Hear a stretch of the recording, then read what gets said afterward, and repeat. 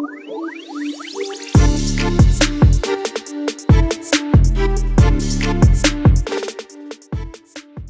everybody and welcome back to Sweet and Sour Soccer. And guys, English football is back. Yes, all the leagues are back. All the cup competition is back. The World Cup is now over. I'm actually recording this before the World Cup finale, but by the time this video comes out, the World Cup will be done. And I'm going to predict that you've just watched Messi lift up that World Cup trophy. And if you haven't, then you can't blame me for any of these other predictions, because that's just a sign about the quality of these predictions. But yes, in terms of other things that are coming back as well, me and James are going to be back uploading much more on the channel. We took a little bit of a break over the World Cup, but we're going to be coming back with full effect, giving our predictions and transfer updates, etc.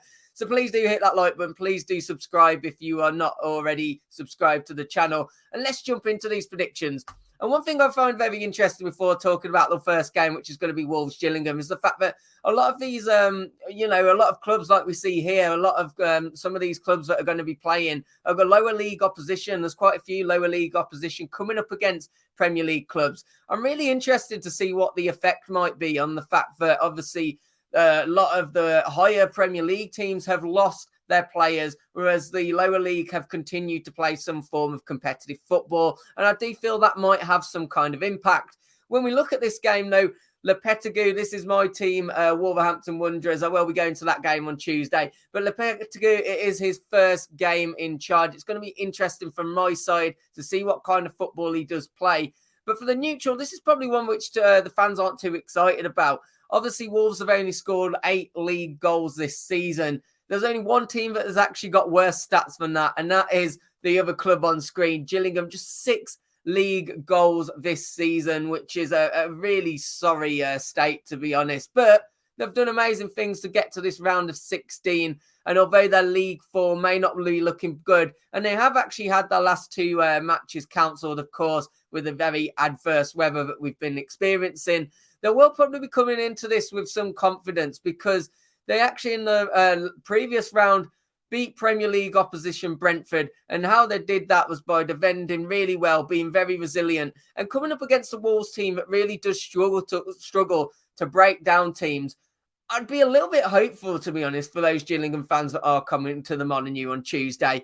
I am going to have to back my team, though, especially with the effect of the new manager. I don't think it's going to be easy, but I am going to go for a hopeful 2-1 victory. And it's quite a sorry state of affair, but I'm saying that's a hopeful result. Well, let's move on anyway. Talk about Southampton, who come against Lincoln.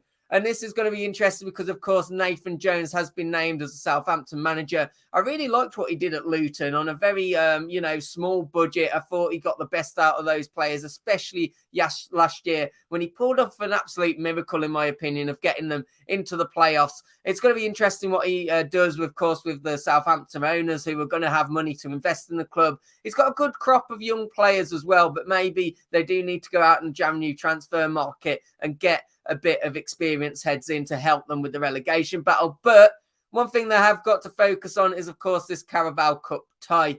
Now, this is going to be an interesting game against a mid-table team that has just one league win, but they only have 1 league defeat as well in the last 5. And I think that's why it's going to be a very hard game for Southampton. It's not going to be easy to break this team down. They don't lose often. Granted, they haven't won often either in the last 5. But because of that, I think I'm going to go for a 1-1 draw prediction. And I'm going to throw a shock. I'm actually going to back Lincoln. I'm going to say Lincoln win the penalties. Of course, penalties could go 50-50. So I'm going to prefer to give it to the underdog. Right, let's move on to an all Premier League tie. And of course, Bournemouth, they finished in some style before the World Cup with back-to-back wins in the Cup and the League over Everton. And they'll be hoping to continue that form. But they come up against a Newcastle team that has been in brilliant form all season. And to be honest, they are going to want to continue in this form, aren't they? They're going to want to come back, make a statement, say, yes, we're going to continue. A lot of eyes will be on Newcastle and how they pick up after the break. I think they've got some winnable fixtures coming up as well, to be honest. So I do think they'll go for this game, especially at St. James's Park. It's a chance to progress in the competition. And it's also, more importantly, a chance to kind of just say, prove to the rest of the world, to the team, and to the fans that we are going to continue this form. We want to continue. We want to get into those European spots. And I think for that reason, I am going to back Newcastle United, and I'm going to say a 2-0 win for the home team. We now come on to MK Dons taking on Leicester. Now, this is going to be an interesting game because MK Dons weren't in the best of form, but they got a massive, massive result this weekend against Pompey, and they were actually away from home when they achieved that result as well.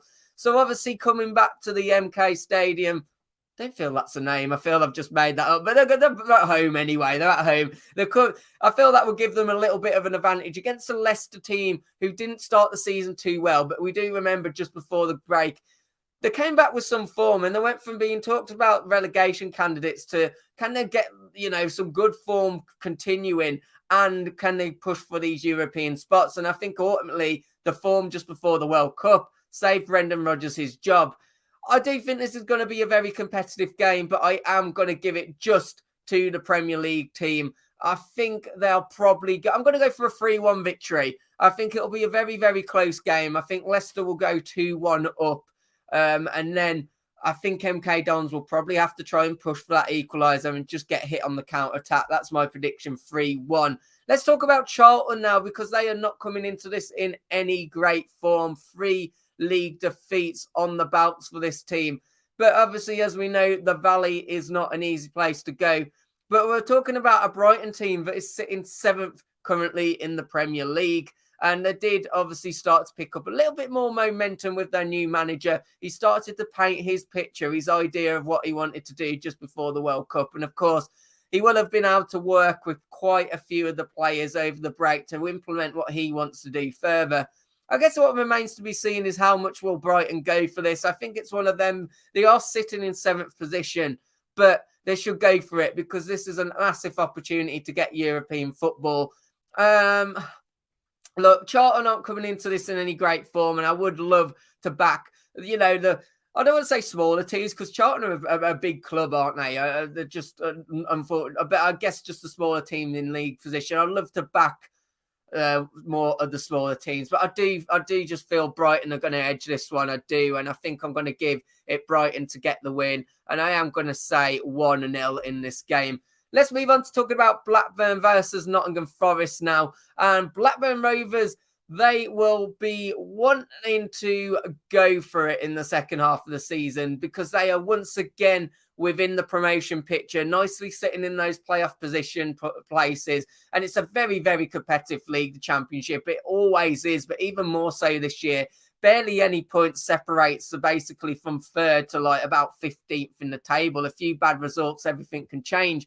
With that being said, it makes me question how much Blackburn are actually going to go for this, because as much as a cup run would be, it would be nice, I do question at the same time whether they just want a focus on the league. We saw what happened last year with Blackburn. They really were in contention for automatic places at the time. And you do just wonder maybe Blackburn will be looking to, just focus a bit more on the league and go for it. So I won't be surprised, even though this is a massive opportunity, if they do rest a few players. They do come up against a Nottingham Forest team who started to pick up a little bit better form under Steve Cooper just before the break. And I think Steve Cooper will have really loved this opportunity to work with a lot of his squad, figure out what his best team is, figure out how he wants to play with them, because so many additions were being made.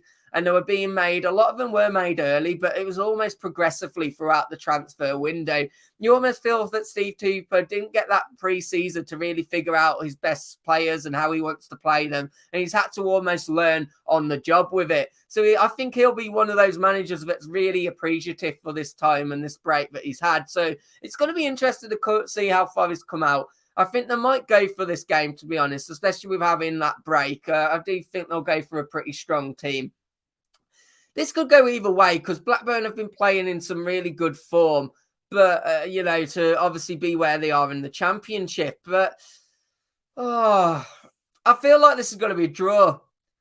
I feel this is going to be I'm just going to go for a 2-2 draw, but I'm going to narrowly give it Forest on penalties. That's my prediction. I think Forest did edge it on penalties. Let's move on to Burnley taking on Manchester United. And Burnley, they're one of those clubs that are flying high in the Championship at the moment. And if they continue with how they've basically playing in this first half of the season, there's no question they will be returning to the Premier League. They've adapted. Vincent Kompany's come in. He's changed the way they're playing. They're not playing like that old typical Burnley that you'd associate under Sean Dyche. They're playing with some style, some finesse, and they're really adding up the points as well on the board as well. They keep on getting win after win. Probably looking like one of the teams that is going to inevitably enter into the Premier League unless they fall off in the second half of the season. They've obviously got the big task, though, of Manchester United at home, and it's not going to be an easy challenge. Obviously, I think the majority of Man United's players will be back, apart from one obvious player in Ronaldo. Of course, I don't think we'll be seeing him in a Manchester United shirt again. And also, Sancho has been spoke about as well as, not being yet fit and mentally ready for the challenge of basically professional football at the moment, which is a little concerning. You never like to hear that. But of course, we do have to wonder, well, the likes of the Portuguese players they do have, like Dalot, for example, as well as the English players like Rashford, obviously Luke Shaw. Are they going to feature? Maguire is another one. And of course, they'll be missing a couple of their players as well in terms of the Varane. So I think this is going to be a difficult one to predict because you just don't know how many of them are going to be fit and ready for selection, and also how much, even if they are, United are really got to go for this competition. So I think a lot depends on that. But I do think if the Manchester United shield a very good squad, then I am going to go for a narrow victory. I'm just going to go for a 2-1 Manchester United win, just about. We move on to the last prediction, which is Man City, and they will be taking on Liverpool, which is a massive game, actually, for both teams, because although I don't actually think that maybe they're too bothered about the Carabao Cup, although we do know that Manchester City have a great record within this club, it's a chance to show that they're going to come back with some force for that second half of the season while the break, the football after the World Cup. So I feel like both of these teams will... It's one of them again. It's a bit like what team, you wonder what team Manchester United are going to field. You wonder if this one's going to be decided based on how City line up and how Liverpool line up, what players they risk, what players they give opportunity to, how much they care about it. I just have a feeling, though, that Liverpool might just care slightly more because I just feel that a lot more eyes will be on Liverpool. And I think Jurgen Klopp might want to send a message, and a perfect way to send a message to everyone to say, look, we are going to come back with a bang. It's get a win against City, even if that City team is not playing the best players. We have seen with City sometimes, especially in the Carabao Cup, they do give opportunities to the likes of Cole Palmer, etc. But you have got a sleeping giant in Erling Haaland who hasn't played for a month, didn't go to the World Cup. So he's probably going to come back hungry. Maybe he will start. And I think that's what makes this one a really hard one to predict. I've just got a sneaky feeling, though, that Liverpool do it, to be honest. I'm going to go for a Liverpool win. I'm going to go for a 2-0 Liverpool win on this one. I just feel that Liverpool might go out with that bit more, we want to do this. We want to achieve it. We want to send a message out that, like, yes, we started the season badly, but we are going to go for it. So I'm going to back Liverpool. Yeah. Guys, let me know your thoughts. Let me know your predictions as always. As I said at the start of the video, we're going to be back. We're going to be uploading a lot more. We're going to have the Premier League predictions midweek as well. So make sure to hit that like button as always. And if you are new, hit subscribe and I'll catch you on the next one. Take care. Goodbye.